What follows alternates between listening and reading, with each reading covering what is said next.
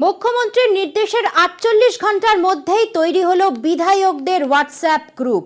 বিধায়কদের সদস্য সংখ্যা ২২৫ জন। গ্রুপ অ্যাডমিন মন্ত্রী অরূপ বিশ্বাস। এবার থেকে যাবতীয় অভাব, অভিযোগ, অভিমানের কথা এই গ্রুপেই জানাতে পারবেন বিধায়কেরা। পাখির চোখ ২৬-এর বিধানসভা নির্বাচন। এখন থেকেই ভোটের প্রস্তুতি শুরুর নির্দেশ দেন মুখ্যমন্ত্রী মমতা বন্দ্যোপাধ্যায়। জোর দেন জনসংযোগের ওপরও। পাশাপাশি বিধায়কদের যাবতীয় অভাব অভিযোগ জানতে নির্দেশ দেন হোয়াটসঅ্যাপ গ্রুপ খোলার।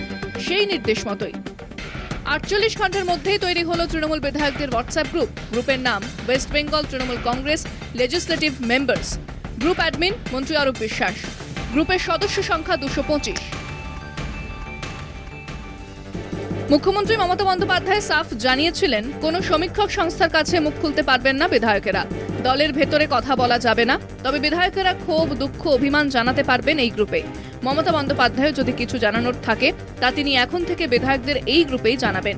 কোনো বিধায়ক সম্পর্কে দলের যদি কোনো বার্তা দেওয়ার থাকে তাও এই গ্রুপের মাধ্যমে জানাবে দল। দলের নতুন কর্মসূচি ও এই হোয়াটসঅ্যাপ গ্রুপে জানিয়ে দেওয়া হবে।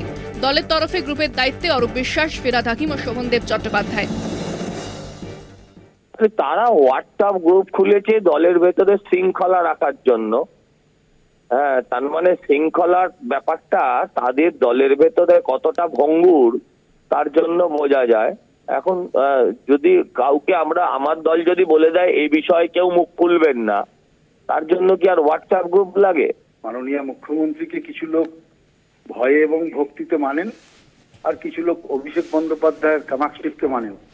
ফলে এই লড়াই চল, গোষ্ঠীদ্বন্দ্বের ভূত বেরিয়েছে, সেটা আর হোয়াটসঅ্যাপে কখনো বন্ধ হবার নয়। এই যে বাচ্চাল্য সুলভ বাচ্চাদের মতন কথাবার্তা, হোয়াটসঅ্যাপ গ্রুপ কি শৃঙ্খলা রক্ষার জন্য বলা হয়? হোয়াটসঅ্যাপ গ্রুপ হচ্ছে কমিউনিকেশন।